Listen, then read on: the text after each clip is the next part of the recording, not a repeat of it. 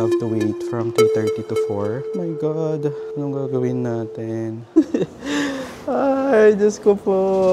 So sa video na ito, samahan niyo ako or sasama ko kayo sa travel natin from the Philippines papuntang South Korea. So make sure na may e-travel na kayo before kayo papasok ng immigration. In fairness dito sa NAIA Terminal 3 dumadami na yung mga pwede niyong kainan. It's time for immigration! Advance ng 1 hour yung South Korea sa Philippines. Welcome to South Korea! Hi mga ka-wonder! Wala nyo, andito ulit tayo sa NAIA Terminal 3 dahil pupunta naman tayo sa another bansa. So first time natin pupunta sa bansa na to kaya nakaka-excite and nakakakaba. Parang yung sa Japan natin. Pero hindi to Japan kasi ito first time natin pupunta sa bansa na to. Kaya nakaka-excite talaga. So most probably alam niyo na kung saan tayo pupunta kasi nga nakapag-upload na tayo ng mga ibang mga clips natin. Yung application natin ng visa. Yes po, may visa kung country. May visa yung country na pupuntahan natin. So ready na kayo? Pupunta tayo ng South Korea. So first time natin pupunta ng South Korea. Kaya annyeonghaseyo. Kamsahamnida. Wow. Nag-ready na ng mga alam mo 'yun, mga words. So mga K-pop fanatic. So ako hindi naman ako sobrang mahilig sa K-pop, pero nanonood naman ako mga K-drama, ganyan, may mga napanood tayo nung mga bata-bata tayo. So parang nakaka-excite din na mapuntahan yung bansa nila na alam mo yung ma-experience yan, mga samgyeopsal, ganyan. Sobrang excited ako makakain ng mga kimchi, mga pagkain nila sa Korea. So andito tayo sa NAIA Terminal 3 and time check it's 3:45. Ang flight pa naman natin is 7:30, so maaga-aga tayo. So sabi ko nga sa inyo, 4 to 5 hours dapat nandito na kayo sa airport kapag may travel kayo, lalo na pag international. Lalo na rin kapag may mga i-check-in kayo, ganyan, may mga magahe kayo. So better na mas maaga kayo dumating dito sa sa airport. So actually may mga bago dito sa NAIA Terminal 3. So papakita ko lang din yan sa inyo mamaya. So sa video na ito, samahan nyo ako or sasama ko kayo sa travel natin from the Philippines papuntang South Korea. So kapag nagpaplano kang pumunta ng South Korea, ito na yung sign mo. Bali, in-upload ko na lang pala yung visa application natin sa South Korea. Check mo na lang sa unang video na na-upload natin. So papasok na tayo ng airport. So dito sa pagpasok is kailangan nyo i-present yung e-ticket nyo and ID. And so nakapasok na tayo. Ay wow! Uy, ang daming tao ngayon So first yung gagawin, syempre check nyo tong screen na to. Nandyan yung mga flights. Nandyan yung time, airlines, flight, destination, counter, tsaka status. Para may idea kayo kung anong status ng flight ninyo. Ayan, so yung flight natin is 7:35 pa naman, Seoul 5J188 ng Cebu Pacific and on time daw siya. So, punta na tayo sa travel tax. Oh, wow, tignan nyo may self-check-in na dito. Anong meron dito? Parang first time kong makita to dito sa may NAIA. So, I think, ayan passenger requiring a visa are advised to proceed. So kapag may visa, hindi ka pwede dito. Pwede siya sa AirAsia, Cebu Pacific, and Philippine Airlines. Parang printer na siya ng mga boarding pass. Check lang natin. Hindi tayo pwede dito. Kasi, ayan nga rin namatay. Ayan printing ng boarding pass, print ng baggage tag only. So, pwede kayo dito, kamari mag-print kayo ng boarding pass nyo, ganyan, or pwede rin kayo dito mag-print ng baggage nyo, yung para ikakabit nyo na siya sa luggage nyo, tapos, dediretso na kayo doon sa bag drop sa may check-in counter. So, siguro, bibigyan ko muna kayo ng mga pre-departure things to do kapag may international flight kayo. So, dito na tayo sa loob. Pagpasok nyo pala dito, yun kanina diba, kailangan nyo ng ID. Ngayon naman is, magbabayad na kayo ng travel tax. So, yung travel tax pala is from booth letter B, C, D, and E. So, kung saan yung pinakamaikli doon kayo, parang doon kanina sa letter B, ang haba ng pila. Dito sa letter C, tsaka D, parang konti yung pila. Kaya dito tayo pipila. Oh, look at this NAIA Terminal Fee Adjustment. First in 20 years. Meron daw additional yata. Ayan siya. With the increase na ES fees will simply match other Philippines airport. Okay, so tataas daw yung para sa starting September 14. At tapos na pala to, NAIA terminal fees will be updated for the first time in 20 years. Okay, so nakabayad na tayo ng travel tax. Yung bayad sa travel tax is 1,620 pesos for economy. So, kapag magbayad kayo ng cash, wala ng additional fee. Pero kapag may card, online payment yata, may 25 pesos na processing fee. Pero kapag sa ticket, pwede nyo nang isabay yan. Kamari sa Cebu Pacific kayo, meron ng bayad na 50 pesos lang na additional fee. Pero para hindi na kayo pumila. Pero kung ayaw nyo magbayad ng extra, tapos maaga naman kayo makarating, or plano nyo namang maagang dumating, mag-cash na lang kayo para walang additional fee, diba? Lalo kapag madami kayo, like kamari, 5 kayo, diba? Sayang din yung 50 pesos na magiging additional fee nyo. So, ang next na gagawin natin is mag-check-in ng bagahe. So, nga pala, make sure na mag-online check-in na kayo ng before pa kayo pumunta dito. Kapag domestic or international man yung pupuntahan nyo, make sure na mag-online check-in na lang kayo kasi para mas mabilis yung magiging pila nyo. Tapos tayo, naka-online check-in naman na tayo pero kailangan pa rin natin pumunta sa check-in counter. Hindi lang ata dun sa self-bag drop kasi may visa yung country na pupuntahan natin, which is sa South Korea nga. So, kailangan natin pumunta sa check-in counter. Medyo maraming tao ngayon. Tingnan nyo sila. Ayun, medyo madami yung tao. Time check, it's 4 p.m. So, check natin kung saan yung counter natin. Kasi dito usually yung Cebu Pacific and dito sa letter A and B ata sila. Ito po, Seoul po, Incheon po.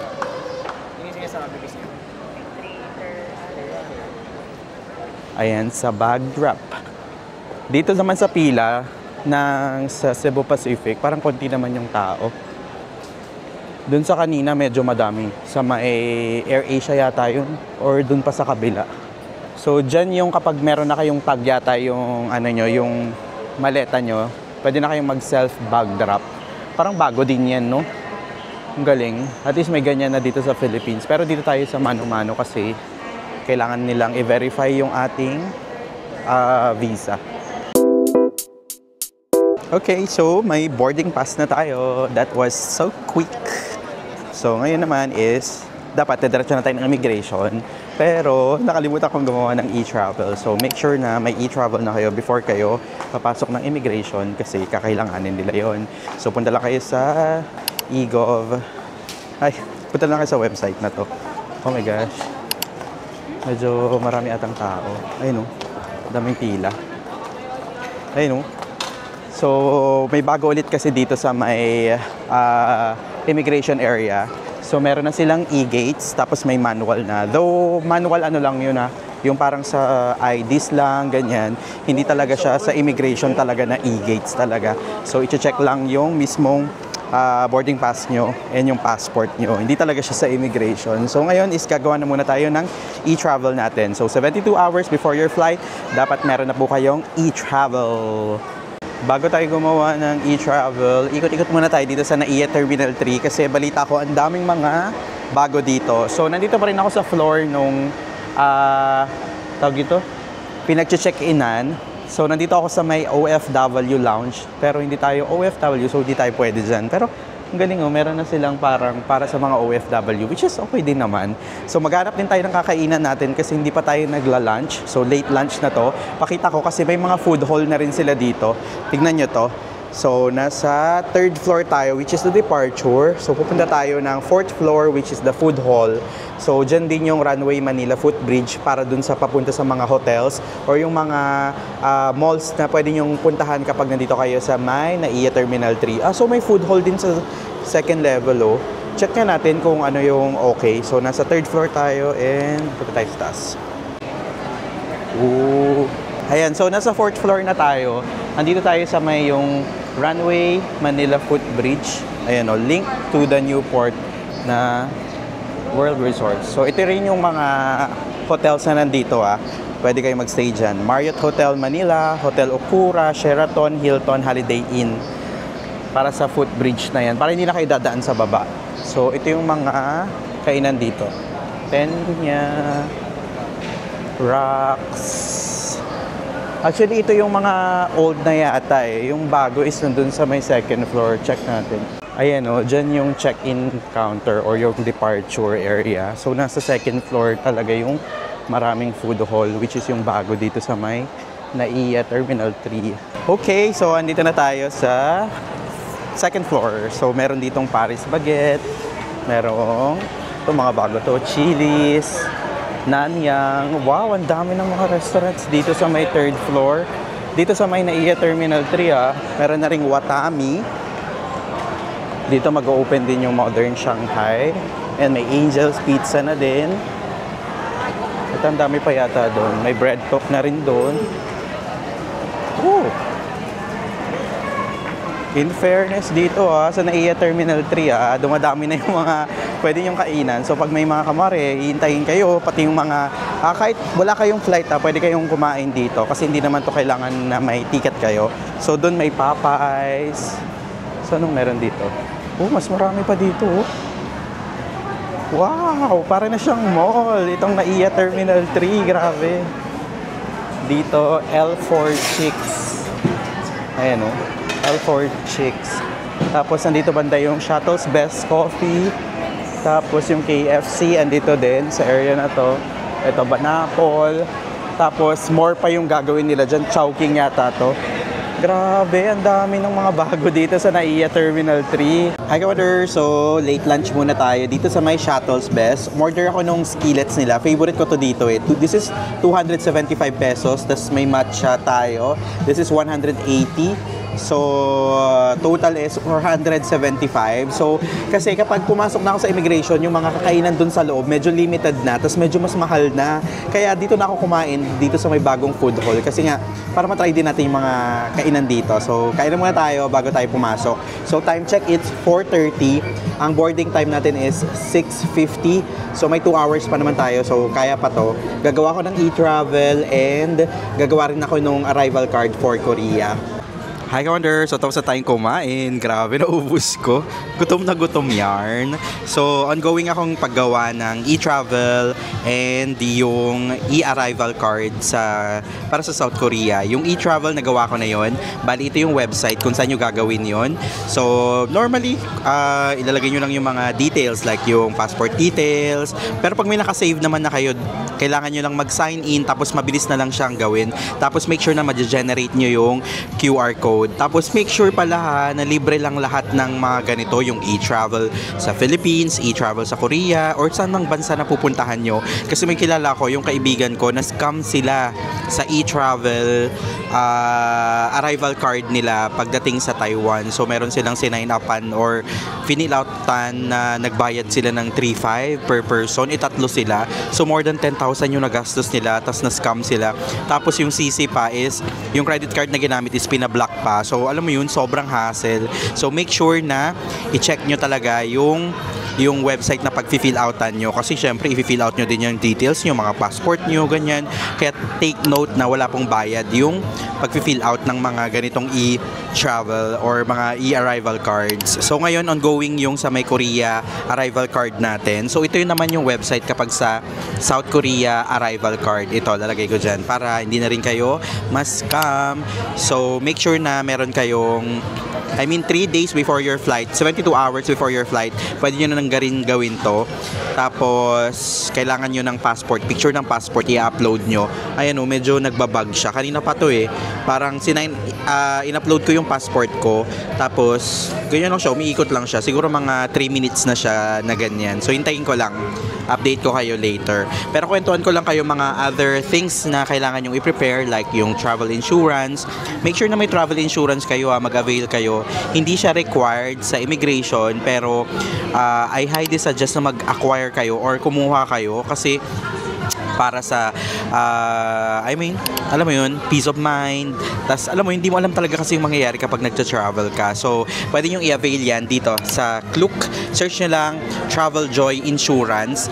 Tapos lalabas na yan. Diyan mapipili nyo dyan yung days. Tapos kung anong klaseng package yung kukunin nyo. Meron dyan yung basic. Meron ata dyan yung yung gitna essential yata tsaka deluxe. Usually yung kinukuha ko yung gitna which is yung essential. Parang up to 1 million yung coverage coverage niya. So, pwede nyo rin i-select dyan kung ilang countries, ganyan. So, sa case ko kasi, 3 countries yung pupuntahan natin na sunod-sunod. Kaya kumuha na ako ng pang-matagalan para, alam mo yun, makover na niya. Mura lang naman, pero at least, mapapagastos din naman kayo, pero I mean, alam mo yun, may peace of mind kayo. For eSIM naman, or I mean yung internet ko sa Korea, nag-avail na rin ako sa Klook ng eSIM ko. Usually ganun ang ginagawa ko. Parang para less hassle, ganyan. Mag-avail na ako sa Klook. Tapos usually yung unlimited din kinukuha ko. Tapos i-activate ko na lang pagdating ko dun sa airport ng bansa ng pupuntahan ko. So yung 7 days ko is nasa around unlimited data na is nasa around 600 plus, ganun. Pero pwede rin naman kayong mag-avail ng mga tawag dito, ng wifi, lalo na pag marami kayo, ganyan. Tapos, make sure na pag ibubook nyo yung travel insurance, tsaka eSIM, or anything na ibubook nyo sa Klook, make sure to use my code, WonderJKlook, for up to 5% discount. Sayang din kasi yung matitipid nyo, lalo na pag madami kayo.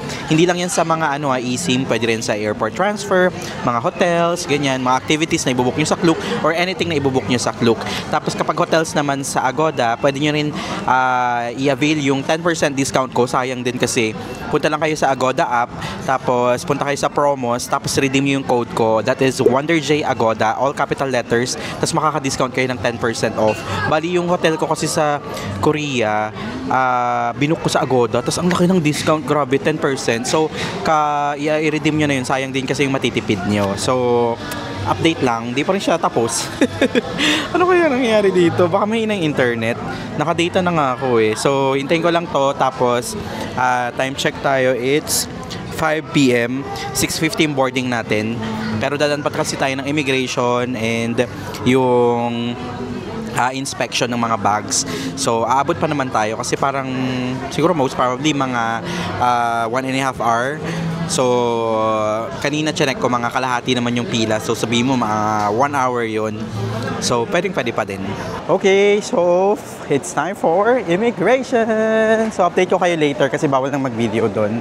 So, try natin pumasok sa may e-gates. Hi, Wonder! Finally, sumakses na tayo sa immigration. So, dun sa immigration, meron nga silang e-gates doon and meron yung manual. So, sa e-gates, kailangan nyo lang ng boarding pass. Scan nyo lang yon, tapos makakapasok na kayo. Tapos, medyo maikli lang yung pila ngayon. And, ayun, nung natinawag na ako sa immigration, pinresent ko lang yung passport ko, visa, and yung boarding pass. Sabay-sabay yun na binigay ko. Tapos, ayan, yung mga questions na tinanong ng immigration sa akin is, anong work ko? So, sinabi ko content creation.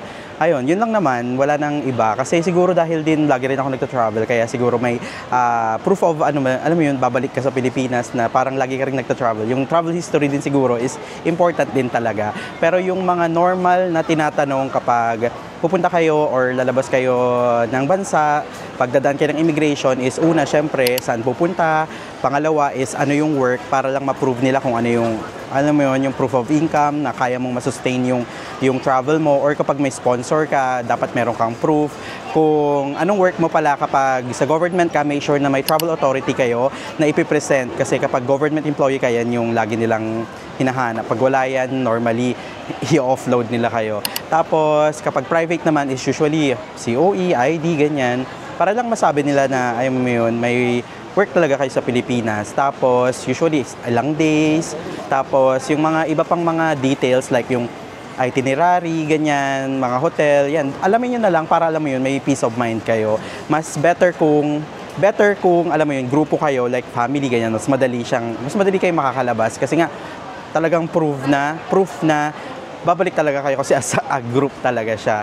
Tapos, ngayon naman is mga requirements naman para sa mga pupunta ng South Korea. So, una, syempre, passport, valid passport. Yung passport nyo is dapat hindi pa mag-expire within 6 months. So, dapat may validity pa siya na 6 months. Or, kamare, ano ba ngayon? Today is November. So, dapat hindi pa mag-expire ng December, January, February, March, April, May 2026, dapat beyond pa yung passport ninyo. So, yung mga bagong passport, pwede na yun kasi may mga nagtatanong, parang nalilito sila dun sa 6 months. Okay lang na hindi nyo pa nagagamit yung passport nyo, mas okay nga na yun, yung validity. Basta wag lang yun nga, may 6 months. Pangalawa is, syempre, approve visa. So yes, may visa po sa South Korea kapag pupunta kayo. So para sa mga requirements, step-by-step guide kung paano kumuha ng Korea visa application is meron na akong separate video dyan. So check nyo to sa playlist ko ng South Korea. So, explain ko dyan yung mga requirements, mga step-by-step guide, ganyan. Kompleto na yan from the time na sinubmit ko yung application ko, mga requirements na niready ko, and from the time na nakuha ko yung aking Korea visa. So, panoodin nyo na lang. Tapos, another na kailangan nyo is yung e-travel. Yan, paulit-ulit tayo. Libre lang po mag-avail ng e-travel. So, kailangan yan kapag lalabas kayo ng bansa ng Pilipinas, kapag papasok din kayo, kailangan yung fill out ng e-travel. So, ito yung website. Diyan na lang kayo mag-fill out. So, 72 hours before your flight, pwede nyo nang gawin yan. Next, sasama ko na rin dito is, kailangan na ng e-arrival form ng South Korea. So, ito yung website. Ginawa ko na yan kanina. So, kailangan nyo na yan gawin before kayo pumunta sa bansa nila. Para alam mo yun, pagdating nyo doon, chillax na lang kayo. Hindi na kayo aligaga sa immigration nila. So, other requirements, yun lang yung pinaka requirements natin kapag pupunta tayo ng South Korea. So finally, yay! So nga pala, solo travel to kaya medyo, alam mo yun, kabado ako, tsaka excited din ako kasi nga, another country na mabivisit natin and first time. Tapos another pa is malamig dun sa Korea ngayon. Around -1, nagde-3 na. So, nakaka-excite talaga na kinakabahan. Sama, yun yung yun yung pinakamagandang gagawin natin. Hindi ko kayo iiwan syempre. Isasama ko kayo sa every place na pupuntahan natin, sa hotel na pag-i-stayan natin, and lahat ng mga gagawin, pagkakainan natin sa may South Korea para, alam mo, magka-idea din kayo kapag pupunta kayo ng South Korea. Solo man, couple, or with friends, or with family. So, make sure na subaybayan nyo po itong South Korea series natin. So, maghihintay na lang ako ng boarding. It's 5:40 na ngayon and ang boarding time pa naman natin is 6:50. So, may time pa naman tayo na tambay sa boarding gate. So, see you na lang kapag boarding na tayo. Hi, Ka-Wonder! So, boarding na tayo and na-meet pa natin si Ems from Iloilo. Tapos yung boyfriend niya. So, boarding na tayo. Sila from Iloilo pa sila, bumiyahe. So, sabi niya last night, parang see you. Pero nagkita pa kami dito sa same flight pa pala kami. Hi! Thank you! Ay, wow! Laki oh.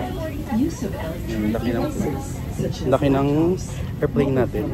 So, nag-phone lang ako kasi tinago ko na yung camera natin. So, see you later, Korea!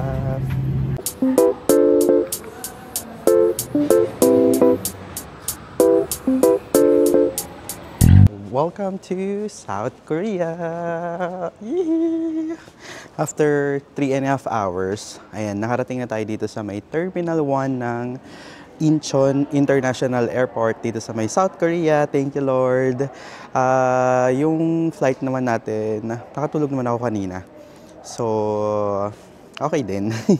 Tapos, ayun, 5 degrees Celsius dito sa may South Korea. In-announce nung pilot kanina, nung pagka-land namin.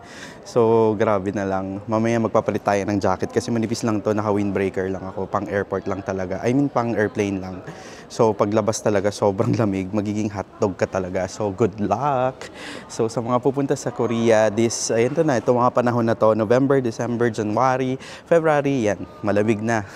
Kaya, mag-ready na kayo ng mga jackets, ganyan, mga panglamig nyo.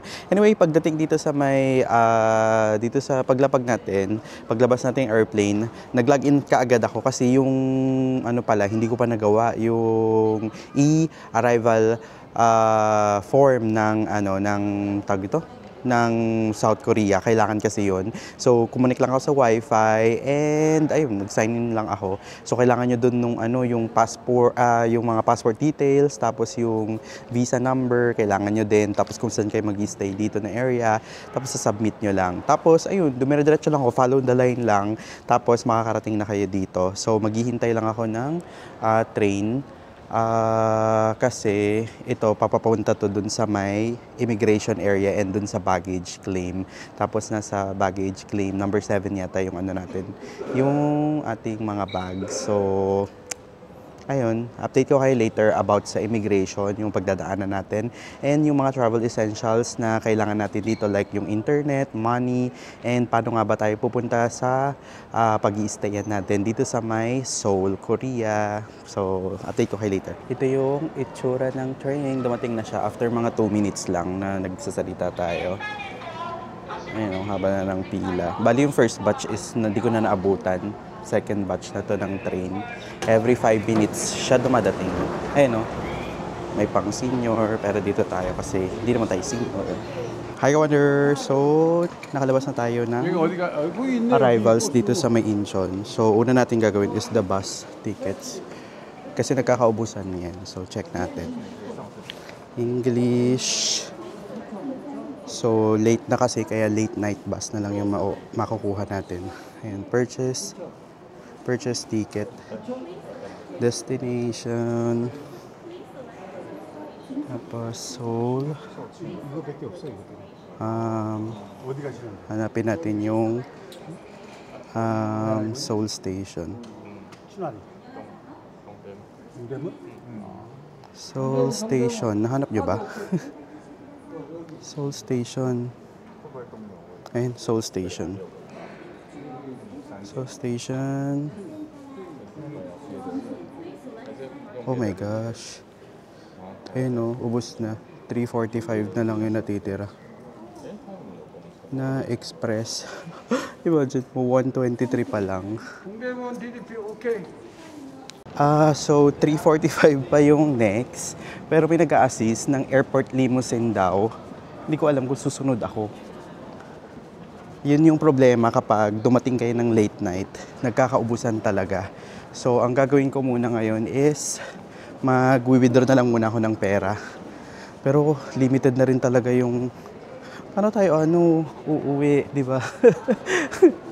So, siguro withdraw na lang muna tayo ng pera. Hinahanap ko yung withdrawhan ng Kumin kasi hindi ko mahanap. Kaya dito na lang tayo sa Global ATM or World Bank. So, dito tayo sa Global ATM withdraw. Ganito siya. Gagamitin natin yung GCash card natin. So, pindutin nyo lang yung foreign card. Tapos, anong sabi niya? Insert the card. Okay, wait lang. Saan siya insert? Dyan.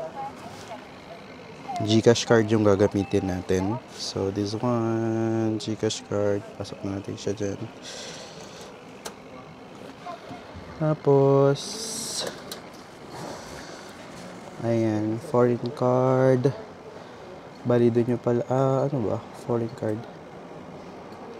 Doon nyo pala pipindutin yung English. Ay, abort nga natin ulit. So, dito tayo pag-withdraw. Pindutin nyo lang yung foreign card.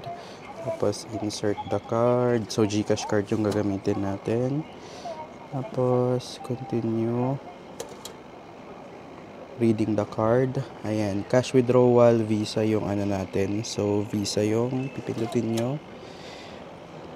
Tapos, please check the card slot.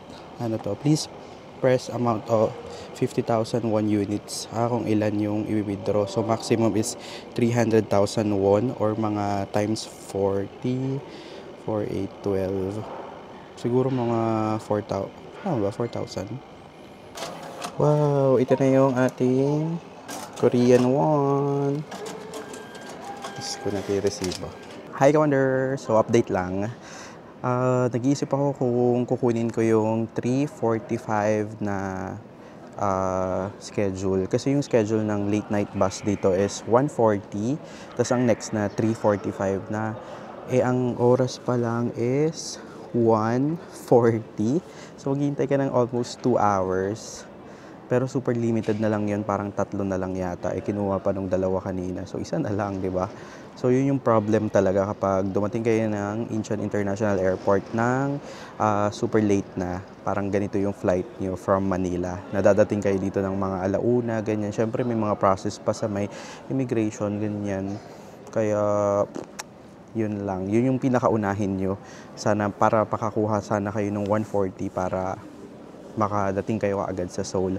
Though wala pa naman kasi akong hotel for tonight kasi ang pinaplano ko Jimbilbang?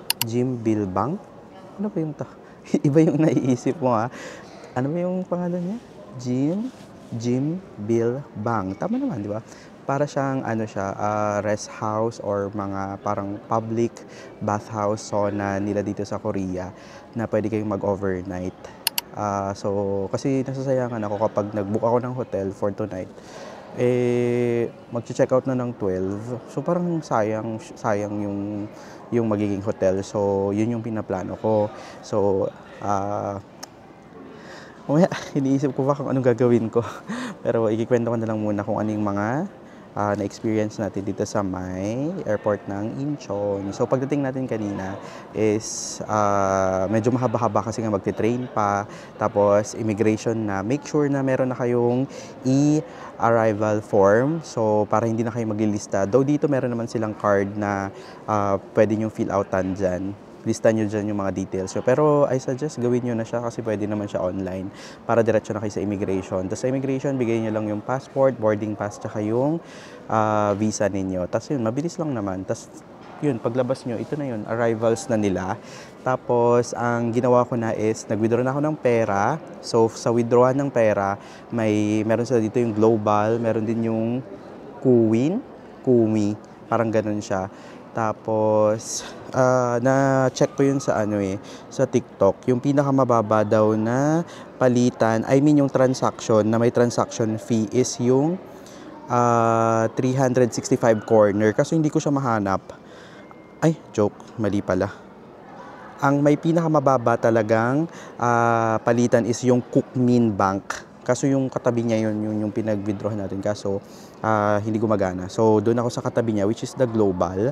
Nasa 4,800 Korean won yung charge. So magkano ba yung 348?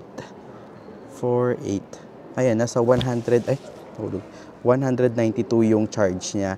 Minaximize ko na lang yung withdrawal ko kasi 300,000 Korean won yung yung maximum na pwedeng i-withdraw. So minaximize ko na lang siya.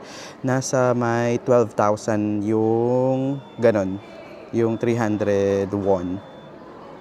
Ayan, nasa 12,000 plus yung charge na 200 pesos. Ganun lang gawin nyo, i-maximize yun na lang para or tansyahin nyo kung magkano yung magagastos nyo para hindi kayo withdraw ng withdraw kasi per transaction yung charge, so sayang, di ba? Tapos para pala malaman nyo yung para ma-estimated kayo, madali lang siya. Per 1,000 Korean won, 40 pesos yung conversion niya. So 10,000 won, so it's 400 pesos, parang ganun. Parang 40 times 10, ganun, 400 pesos. Ganun yung mas madaling conversion para ma-estimate lang kayo. Tapos, Korean won pala ang tawag nila sa sa pera nila dito sa may South Korea. Tapos, ano pa ba? Next natin is yung internet. Yung internet pala, inactivate ko na kanina. So, binook ko yun sa Klook. Search nyo lang eSIM South Korea. Tapos yung unlimited na yung kinuha ko. Tapos kapag i-book nyo sa Klook, use my code WonderJKlook for up to 5% discount. Yun na lang para makadiscount kayo, sayang din yung matitipid nyo. Pero pwede nyo rin naman kapag marami kayo, pwede kayong rent ng wifi. Meron din yan sa Klook. Search na lang South Korea, Incheon Airport, wifi. Lalo pag 3-4 kayo para mas makatipid kayo. So use nyo na lang yung code ko ulit, WonderJKlook for up to 5% discount. Next naman natin is paano naman tayo pupunta ng Seoul, kung saan tayo nakastay, accommodation. Usually, Myeongdong, ganyan. Yung accommodation pa naman natin for tomorrow is nasa Myeongdong area. Pwede kayong mag-AREX, yun yung tinatawag nilang yung parang train nila dito. Tapos pwede kayong mag-private transfer or airport transfer. Pwede nyo i-book yan sa Klook para mas convenient kapag may mga senior kayo, ganyan, or mga toddlers, marami kayong maleta. Yun yung pinaka-perfect talaga. Though medyo mahal siya, pero convenient kasi from dito sa Incheon, dediretso na kayo sa hotel nyo, wala nang transfer. Tapos yung another para sa makamura is yung mag-bus kayo. So, limousine, night bus, yun nga yung ginawa natin kanina, which is ubus na. Pero kung gantong oras kayo dadating, di ko sure kung anong gagawin. So, bilisan nyo lang talaga para makuha nyo yung schedule na 1:40 sana para makarating kayo sa Seoul ng mga 1 hour lang naman yung biyahe. Tapos doon, usually yun yung ginagawa nila eh. From dito sa Incheon, sasakay sila dyan, late night bus. Tapos, mga 1 hour yung biyahe, ibababa kayo sa Seoul Station. Tapos from Seoul Station, nag-taxi na sila, nag-Uber, ganyan. Yung mga ride-hailing apps na nila dito sa may South Korea. Kasi mas mura na siya and mas malapit na kasi siya. Kapag nag-KakaoTalk or Uber kayo from dito sa Incheon kasi sobrang mahal. Ayun, ano pa bang things na kailangan nyo? May time difference pala dito ha. Pag sa bali advance ng 1 hour ang South Korea. Parang advance ng 1 hour yung South Korea sa Philippines. So, kung oras dyan is, ang oras na dito is 1:46. Dyan sa Philippines is 12:46. Parang Japan lang din. May 1 hour na advance.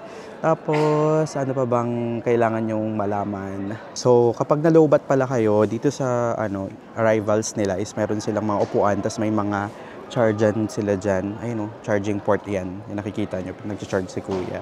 Tapos may mga convenience store din naman doon. Nakita ko. Tapos may information kapag nawawala kayo, ganyan. Tapos napansin ko kanina, nung doon sa may bus tickets, yung kumukuha ako, may mga lumalapit na parang, mga local dito, mga driver eh. Tapos parang turo sila ng turo. Hindi ko alam kung ano yung tinuturo nila. Parang di sila nag-i-English, so parang di ko na lang talaga pinansin. Para iwas scam na lang din. Tapos, ayan, napag-isipan ko, na-search ko kasi, meron ditong parang Jim Jilbang dito sa may airport din. Ang pinaplano ko kasi sana dapat doon ako sa Dongdaemun area na malapit na sa Myeongdong Jim Jilbang. Pero hindi na ako aabot sa bus. Ayoko naman maghintay ng 2 hours. So, I think dito na lang tayo sa may airport kasi meron din sila dito pero mas mahal nga lang. Pero gusto ko na kasi sanang magpahinga kasi nga galing pa tayong probinsya. Imagine mo na lang yung travel natin from province. 5 hours yung bus ride natin from the province. Tapos naghintay pa tayo sa airport.